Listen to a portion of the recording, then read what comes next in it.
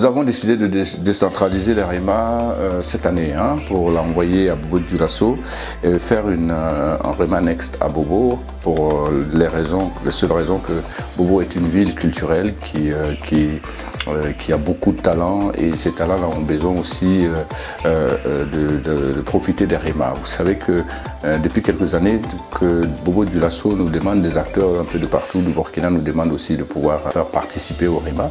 Donc cette année on a voulu donc faire une exception en créant le REMA Next. C'est un concept que nous avons créé qui va souvent aller, en tout cas quand la possibilité nous permet, de pouvoir aller rencontrer d'autres acteurs, d'apporter de la formation et puis aussi de faire profiter les populations.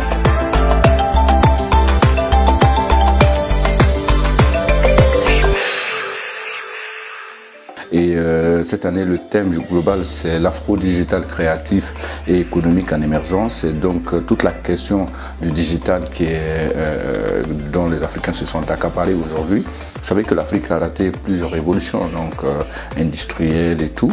Nous nous rendons compte qu'aujourd'hui, les jeunes Africains se sont accaparés du digital. Là, impacte aujourd'hui le créatif au niveau de l'Afrique. Et ça a un impact positif.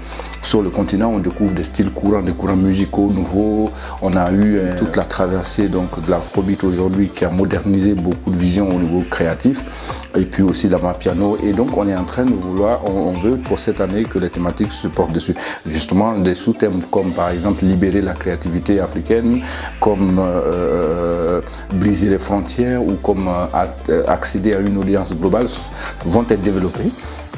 Donc pour permettre à tout le monde d'avoir des outils, et on pense que ça va être pour cette édition en tout cas des moments intéressants courant les panels, et nous voulons célébrer donc l'Afrique créatif, digital créatif et l'Afrique digital économique.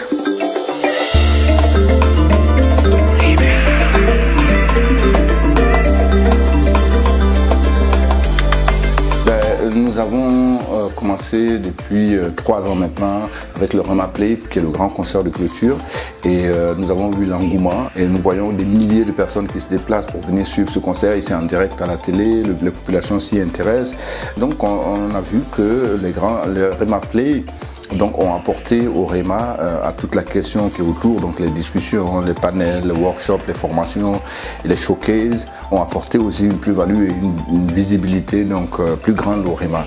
C'est pour ça que maintenant c'est devenu un événement phare. Donc chaque année, les populations attendent donc de voir la programmation des artistes, de découvrir qui sont ceux qui sont programmés sur la grande scène des REMA.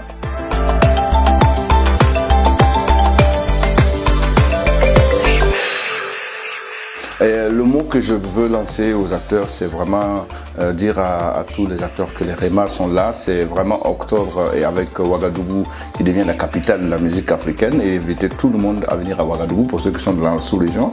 Et puis saluer la présence donc, de tous les professionnels qui viennent du monde entier. C'est la résilience aussi du Burkina Faso dans cette situation difficile que connaît notre pays. La musique vient se positionner là, comme on le sait dans tous les pays du monde entier, comme un moyen important de résilience, de pouvoir ouvrir des fenêtres d'espoir. Et donc j'invite tout le monde à sortir massivement, tous les Ouagalais, tous les férus de la musique. Donc sur nos plateformes aussi, il y aura des directs pour suivre les panels, pour s'enquérir en tout cas de tout ce qui se passe autour des REMA. C'est un moment important, j'invite tous les acteurs à en profiter, et je leur souhaite un très bon REMA.